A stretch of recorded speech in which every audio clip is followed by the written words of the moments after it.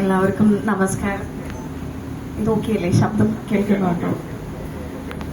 ഞാൻ അങ്ങനെ ഭയങ്കര ഒരു ഫോർമൽ സ്പീച്ച് ഒന്നും ചെയ്യാൻ അറിയില്ലാത്ത ഒരാളാണ് ബേസിക്കലി.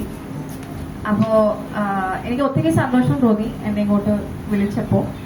കാരണം ഞാനും ചെയ്തുകൊണ്ടിരിക്കുന്നത് സിമിലർ കൈൻഡ് ഓഫ് ആക്ടിവിറ്റീസ് ആണ്. ഇപ്പം ഒരു ക്ലബിന്റെ പ്രാധാന്യം എന്താണെന്ന് ശരിക്കും അറിയുന്ന ഒരാളാണ്. ഇപ്പൊ നമ്മളെല്ലാവരും യങ്സ്റ്റേഴ്സിനൊക്കെ ഭയങ്കരമായിട്ട് കുറ്റം പറയുന്ന ഒരു സമയമാണ്, വിമർശിക്കുന്ന സമയത്ത് Gen Zs are like this that എന്നൊക്കെ പറഞ്ഞു.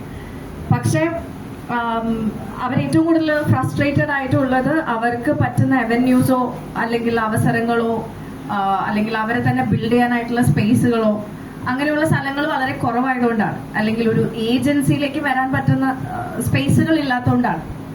അത്തരത്തിൽ നോക്കുമ്പോൾ ഇതുപോലുള്ള നമ്മളുടെ ക്ലബ് ആക്ടിവിറ്റീസ് അല്ലെങ്കിൽ ഓർഗനൈസേഷൻ ഒക്കെയാണ് നമുക്ക് എക്സ്ട്രാ കരിക്കുലർ ആയിട്ടുള്ള അല്ലെങ്കിൽ കുറച്ചും കൂടെ റിയൽ വേൾഡുമായിട്ട് നമ്മുടെ ചുറ്റുപാടുകളിലുള്ള ആളുകളുമായിട്ടൊക്കെ ഒന്ന് ഇന്ററാക്ട് ചെയ്യാനും അവരുടെ പ്രശ്നങ്ങൾ എന്താന്ന് അറിയാനും അതിനകത്ത് കുറച്ചും കൂടെ ഹ്യൂമെയിൻ ആയിട്ട് ഇടപെടാനും ഒക്കെ നമ്മളെ സഹായിക്കുന്ന ഒരു പ്രസ്ഥാനങ്ങളാണ് ഇതുപോലുള്ള ചെറിയ ക്ലബുകൾ എന്ന് പറയുന്നത്. ഇപ്പം നമുക്ക് എപ്പോഴും നമ്മൾ പറയണം, നമ്മളെപ്പോഴും ഒരു ബോക്സിന്റെ ഉള്ളിലാണല്ലോ. സ്കൂള് കഴിഞ്ഞാൽ കോളേജ്, കോളേജ് കഴിഞ്ഞാൽ പിന്നെ അത് കഴിഞ്ഞിട്ടുള്ള സമയം. അപ്പൊ ഇതിന്റെ ഒന്നും ഇടയിൽ ബാക്കിയുള്ള ഇത്തരത്തിലുള്ള കാര്യങ്ങൾ പൊതുവിൽ ആരും നമ്മുടെ പേരൻസ് ഒന്നും അങ്ങനെ ഭയങ്കരമായിട്ട് പ്രൊമോട്ട് ചെയ്യാറില്ലാത്തൊരു കാര്യമാണ്. പക്ഷെ എനിക്ക് ഒത്തിരി സന്തോഷം തോന്നി. ഇവിടെ 10 വർഷമായി, അതായത് ഒരു ദശാബ്ദ കാലത്തെ നിങ്ങളുടെ എഫേർട്ടും നിങ്ങളുടെ ഒരു ബ്രദർഹുഡും ഒരു കോംറേഡ്ഷിപ്പും നിങ്ങൾ ഒരുമിച്ചുള്ള ഇത്രയും ആക്ടിവിറ്റീസും അതിന് ചുക്കാൻ പിടിക്കുന്ന ജിതിൻ എന്ന് പറയുന്ന ആളിവിടെ ഇല്ലാന്നാണ് ഞാൻ മനസ്സിലാക്കുന്നത്. അപ്പോ ജിതിൻ ചേട്ടനും എല്ലാ ആശംസകളും നേരാണ്. പ്രത്യേകിച്ച് ആളുടെ ജന്മദിനമാണ് എന്നുകൂടെ പറഞ്ഞു.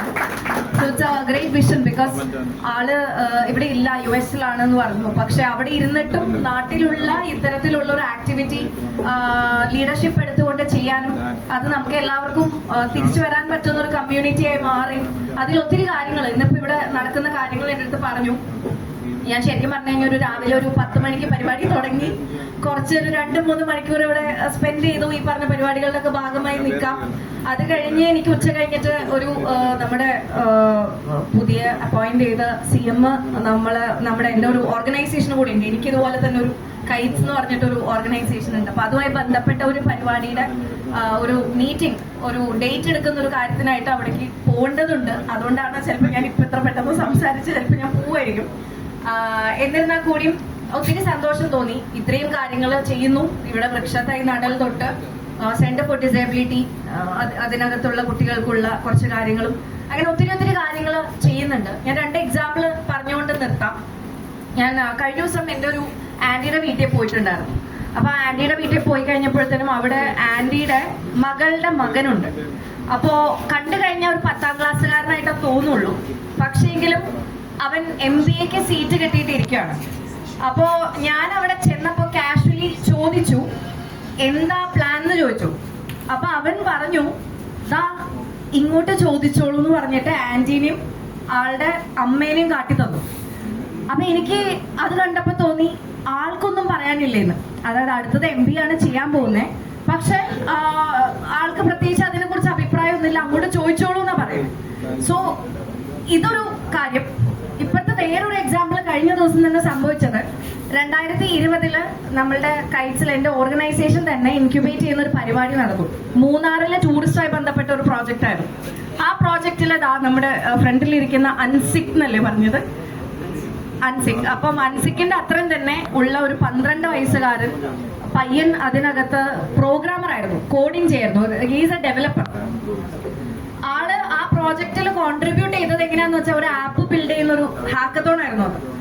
12 വയസ്സുകാരനാണ് അവൻ. സ്വന്തമായിട്ട് അതിനകത്ത് പരിപാടിയിൽ വന്നു. അവന്റെ അച്ഛൻ അതിനെ സപ്പോർട്ട് ചെയ്തിരുന്നു. പരിപാടിയിൽ വന്ന് അതിനകത്ത് കോൺട്രിബ്യൂട്ട് ചെയ്ത് അങ്ങനെ എല്ലാം മാറി. ഇപ്പോ ഹീസ് 19 വയസ്സായി. 19 വയസ്സിൽ അവൻ ഇപ്പൊ US-ലെ ഏറ്റവും വലിയ ലോകത്തിലെ ഏകദേശം $500 ലക്ഷം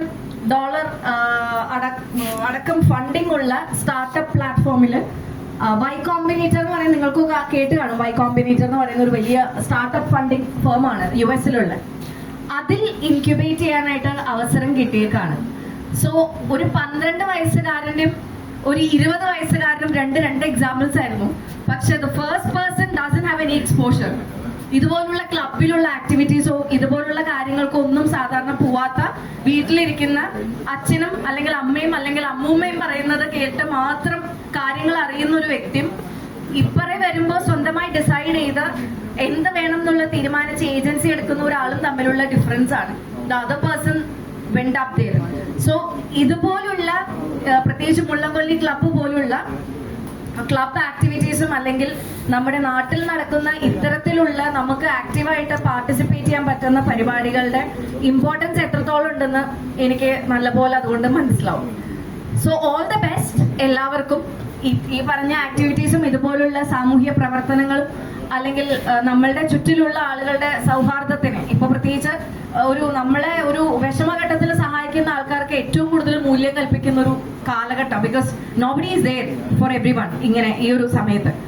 അപ്പൊ അതെല്ലാം കൂടി ചെയ്യുന്ന 10 വർഷക്കാലമായി ചെയ്തു വരുന്ന ഇനി അടുത്തൊരു ദശാബ്ദത്തിലേക്ക് കടക്കുന്ന മുള്ളംകൊല്ലി ബ്രദേഴ്സിനും ഇതിന്റെ സ്ഥാപകൻ ജിതിൻ ക്രിസ്റ്റഫറിനും അതുപോലെ തന്നെ സതീഷ് ഇളമ്പൽ എന്ന് പറയുന്ന അദ്ദേഹം പുസ്തകം പ്രകാശനം ഇന്ന് നടക്കുന്നുണ്ട്.